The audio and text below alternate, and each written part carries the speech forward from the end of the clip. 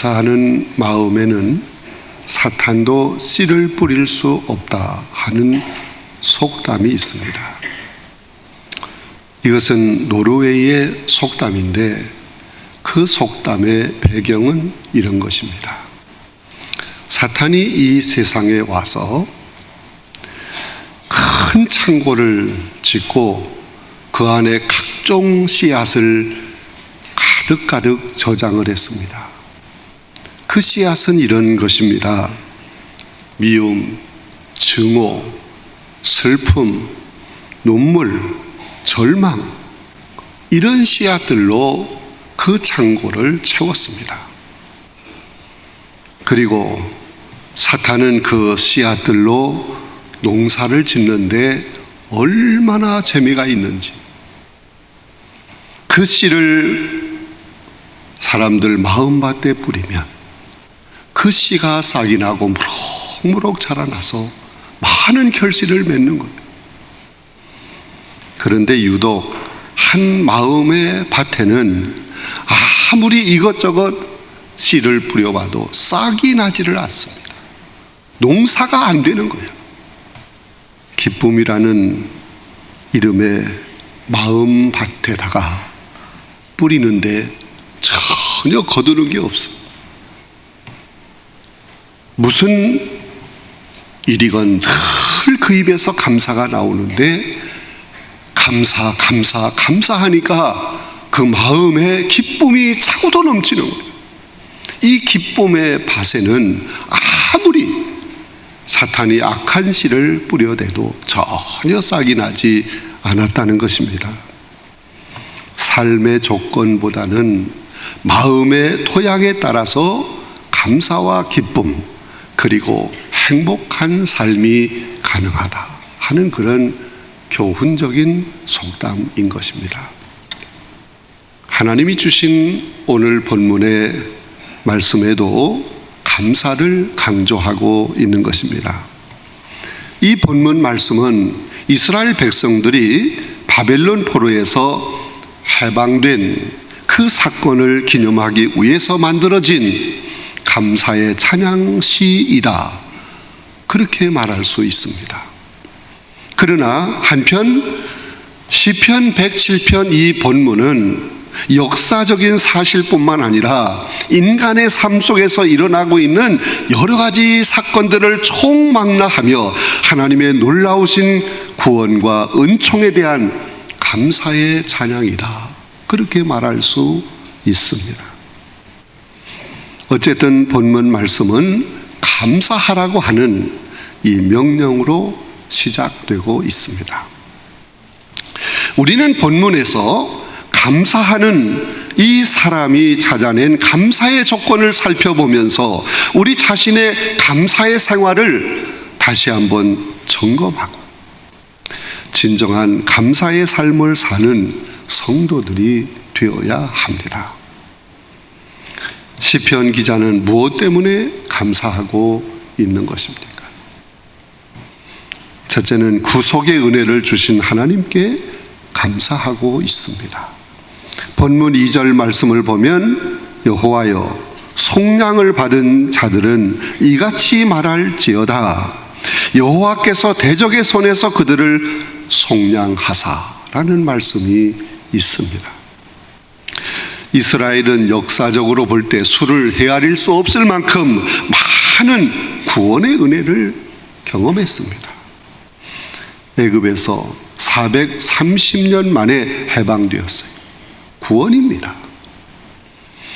70년 만에 바벨론 포로에서 해방되었습니다. 하나님이 그들을 구원해 주신 것입니다. 블레셋이나 미디안, 암몬, 모압 등 이 대적의 침략으로부터 구원받은 경험을 많이 가지고 있는 것입니다.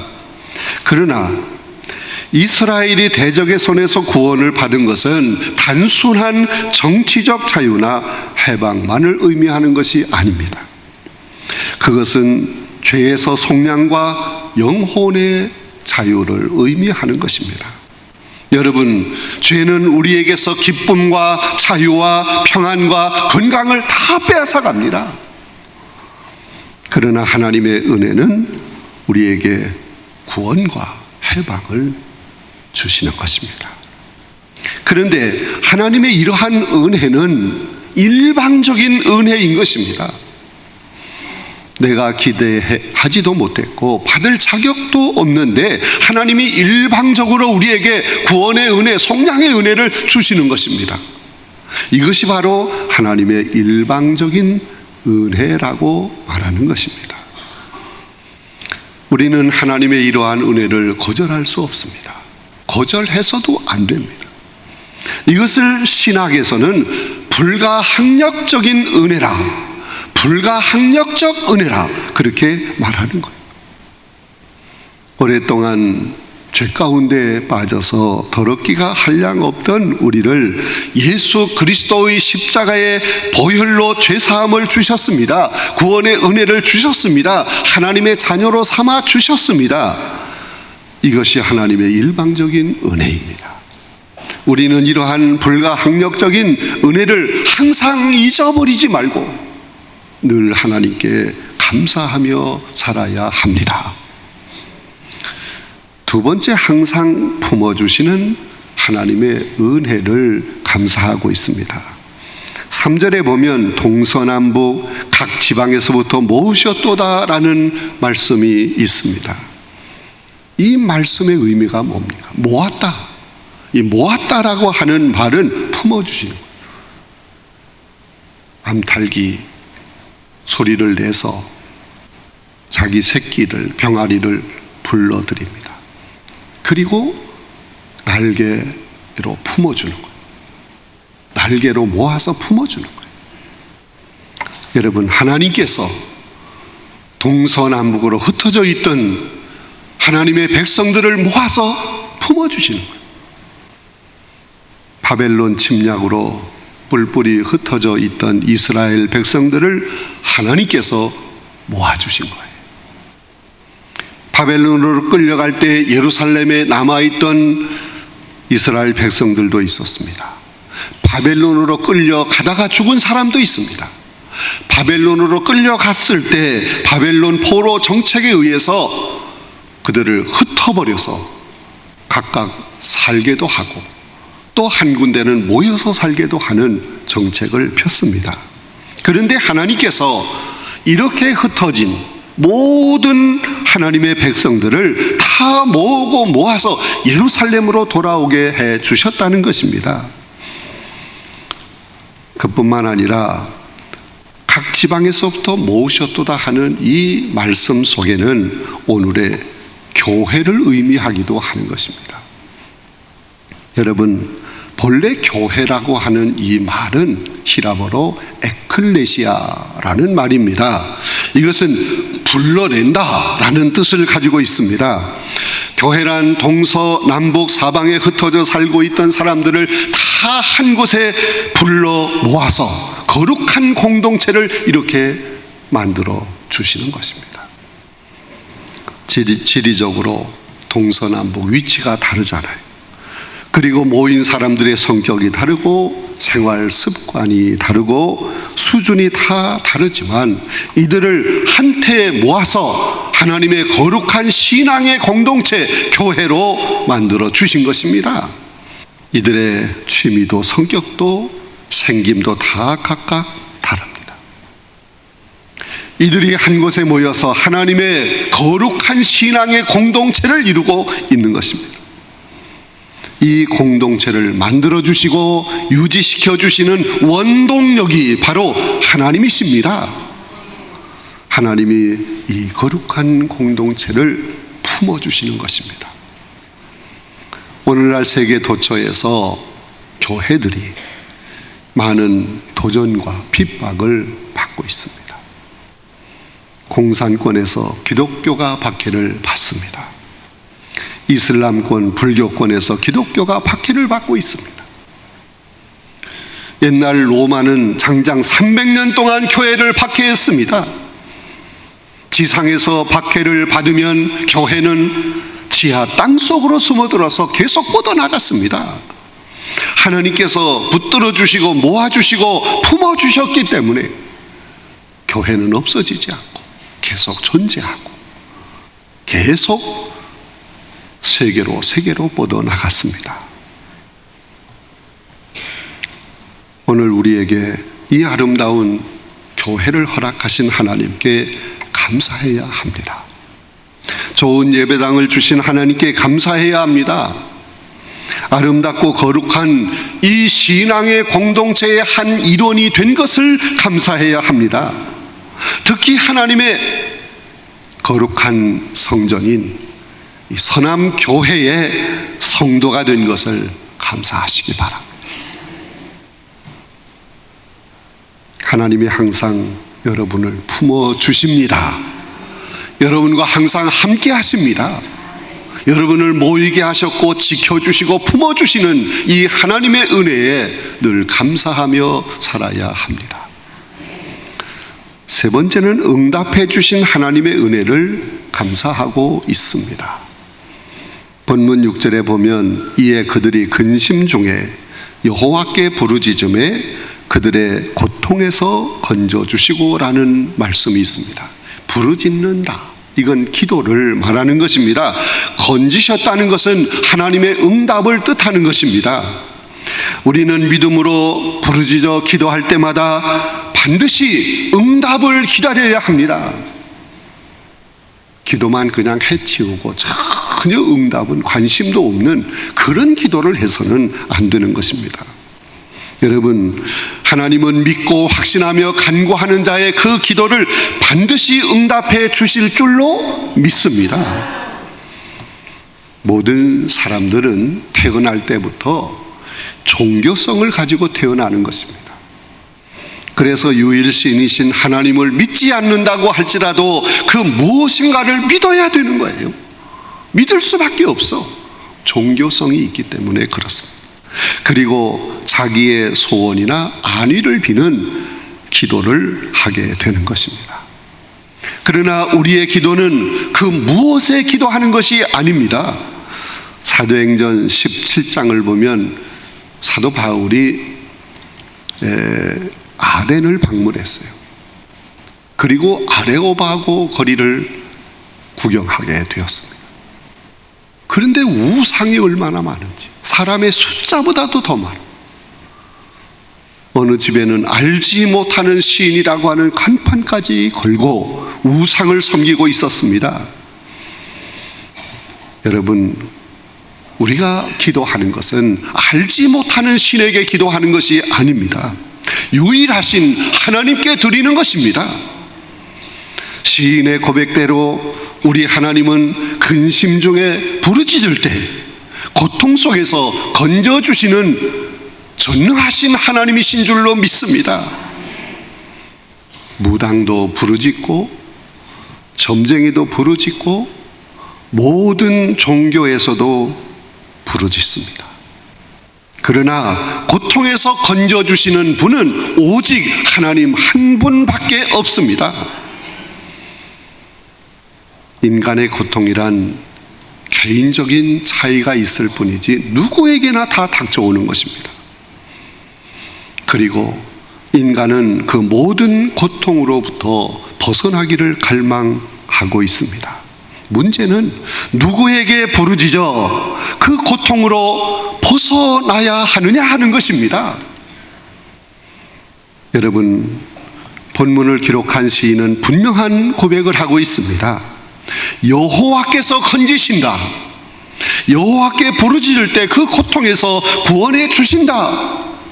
이 분명한 신앙을 가지고 있는 것입니다. 여러분, 수영을 잘 하지 못하는 사람, 전혀 못하는 사람이 물에 빠졌어요. 막 허우적거립니다. 건져내지 않으면 곧 죽습니다. 그런데 수영이 자신이 있고 인명구조훈련을 받은 사람만이 들어가서 건져낼 수 있잖아요. 오래전에 물에 빠져 떠내려가는 아들을 건져내기 위해서 아버지가 물속으로 들어갔다가 같이 빠져 죽었어요. 같이 익사했어. 여러분, 죄인된 우리가 또 다른 죄인을 건져낼 수 있습니까? 구원해낼 수 있습니까? 우리의 고통과 근심을 들으시고 응답해 주시는 분, 오직 하나님, 그분만이 우리를 죄 가운데서 건져내실 수 있습니다. 이 죄의 홍수에서 우리를 구속해낼 수 있습니다. 우리의 기도를 들으시고 확실하게 응답해 주시는 하나님의 은혜를 늘 감사하며 살아야 합니다. 네 번째, 바른 길로 인도하시는 하나님의 은혜에 감사하고 있습니다. 본문 7절을 보면 또 바른 길로 인도하사 거주할 성에 이르게 하셨도다라는 말씀이 있습니다. 하나님은 우리의 앞길을 인도해 주시는 분이십니다. 내가 원하는, 내가 바라는 길로 인도하시는 것이 아니고 하나님이 원하시는 길로 우리를 인도하시는 것입니다. 이스라엘 백성이 430년 만에 마침내 애굽에서 해방되었습니다. 이것은 전적인 하나님의 은혜인 줄로 믿습니다. 그런데 가나안 땅을 향해서 가는 40년 동안의 광야 생활은 너무도 힘들고 고통스러웠어요. 하나님은 그들을 빠르고 쉬운 직행 코스로 인도하지를 않았어요. 가는 곳마다 원수가 길을 막는 바람에 어쩔 수 없이 전쟁을 하게 되었고, 그 전쟁을 통해서 많은 사람들이 죽었어요. 그리고 그들이 걸어가는 그 길은 광야의 길이었기 때문에, 사막 땅이었기 때문에 물과 먹는 음식이 항상 부족했어요. 그래서 그들은 애굽을 그리워하면서 물과 음식을 달라고 보채고 원망하고 불평을 많이 했습니다. 여러분, 왜 하나님께서 뻔히 알면서 그들을 편한 길로 인도하지 아니하시고 광야길로 인도하셨을까? 왜 고생이 되는 길로 인도하셨을까? 여기에 중요한 진리가 있습니다. 여러분, 편한 길, 쉬운 길은 바른 길이 아니라는 것을 알아야 합니다. 사람들이 많이 가는 이 넓은 길, 이 길이 바른 길이 아니라는 것입니다. 좁은 길이라도 주님이 인도하시는 그 길이 바른 길인 줄로 믿습니다. 여러분, 차를 몰고 길을 달리다 보면 신호등이 있습니다. 신호등만 없으면 그냥 싹 달리면 좋은데, 또 차선이 있습니다. 차선을 함부로 변경해도 안 됩니다. 교통법규를 잘 지켜야 됩니다. 여러분, 도로 위에 이런 것 저런 것 없으면 내가 달리고 싶은 만큼 신나게 막 달릴 수 있는데, 그렇게 달리다 보면 어떻게 돼요? 사고 나는 거예요. 여러분, 이런 사고를 막는데 꼭 있어야 할 필수적인 것들이 뭐예요? 과속 방지턱, 또 속도 위반 카메라, 그리고 교통법규, 신호등, 이거 다 필요한 거예요. 이스라엘 백성이 광야에서 40년 동안 신앙의 훈련을 받은 것은 우상의 소굴이었던 가나안 땅으로 들어가기 위해 거쳐야 할 필수적인 과정이었습니다. 하나님은 이스라엘 백성을 연단시켜 주시고 훈련시켜 주시며 통제하시고 다듬기 위해서 바른 길로 인도하셨는데, 그게 광야의 길입니다. 때로는 때리시고 가는 길을 막으시면서 하나님은 바른 길로 인도하시는 것입니다. 내가 원하는 쉬운 길, 넓은 길, 좋은 길이 바른 길이 아니에요. 주님이 인도하시는 그 길이 아무리 힘들고 어렵고 고달프더라도 그 길이 바른 길인 줄로 믿습니다. 언제나 우리를 바른 길로 인도하시는 그 하나님께 감사하며 살아야 합니다. 다섯 번째는 만족함을 주시는 하나님의 은혜에 감사하고 있습니다. 본문 9절에 보면 그가 사모하는 영혼에게 만족을 주시며 줄인 영혼에게 좋은 것으로 채워주신다 하는 말씀이 있습니다. 여러분, 시장이 반찬이다 라는 말이 있어요. 너무너무 시장할 때는, 배가 고플 때는 반찬이 별로 없어도 밥맛이 꿀맛 같다, 그런 얘기. 배고픈 사람에게 밥이 맛이 있는 것처럼 사모하는 영혼, 굶주린 영혼에게 주님이 주시는 그 놀라운 은혜와 복이 얼마나 우리에게 만족감을 주는지 감사한 겁니다. 여러분, 만족하게 될 때 우리의 입에서 감사가 넘치게 되잖아요.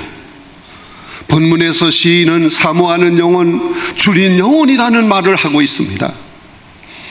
이것은 주님을 사모하고 그 은혜를 갈망하는 것을 뜻하는 말인 것입니다. 이것은 영적인 목마름 때문에 헐떡이고 있는 모습을 뜻하는 말씀인 것입니다. 참 만족은 육체적인 것이 다 충족되었을 때 이루어지는 것이 아닙니다. 하나님이 줄인 영혼에게 좋은 것을 채워주실 때 우리는 참 만족을 얻게 됩니다. 여러분, 사람들은 늘 세 가지 만족을 원합니다. 그 세 가지가 뭐겠어요? 첫째는 물질적인 만족입니다. 여러분, 이 물질의 만족은 끝이 없어요. 우리에게 많은 물질이 있으면 있을수록, 더 많이 있으면 더 많을수록 더 심한 갈증을 느끼는 거예요. 물질로는 참 만족을 얻을 수 없습니다. 두 번째는 정신적 만족입니다. 이것은 마음 먹기에 따라서 결정이 되는 것입니다. 마음으로 만족을 느낄 때 우리는 정신적 만족을 얻게 됩니다. 세 번째는 영적 만족입니다. 이것은 하나님을 사모하는 사람들에게 하나님이 좋은 것을 채워주실 때 영적인 만족을 얻게 됩니다. 하나님이 주시는 영적인 만족을 얻고 사는 사람은 사도 바울처럼 가난할 때나 부유할 때나 언제나 이 모든 조건을 초월해서 참된 만족을 누리게 될 줄로 믿습니다. 본문 9절의 고백대로 하나님은 하나님을 사모하는 영혼에게 만족을 주시며 줄인 영혼에게 좋은 것을 채워주시는 줄로 믿습니다. 하나님께서 좋은 것을 채워주신다는 것은 이게 철철 흘러 넘쳐서 나에게도 풍족하고 나를 통해서 다른 사람에게까지 하나님의 은혜가 넘치게 되는 것을 뜻하는 말씀입니다. 나와 우리 모두의 삶을 풍요롭게 해주시는 하나님의 은혜를 뜻하는 것입니다. 여러분, 우리는 생각해보면 감사할 일들이 너무너무 많습니다. 항상 우리는 하나님을 찬양하며 범사에 감사하며 삽시다.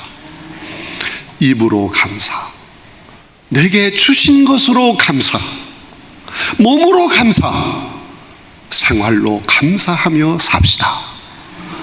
감사할 때 하나님이 기뻐하십니다.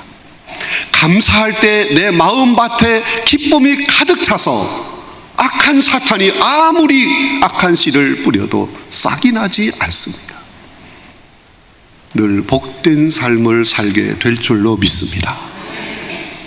범사에 감사하며 사는 여러분 모두가 되시기를 간절히 바랍니다.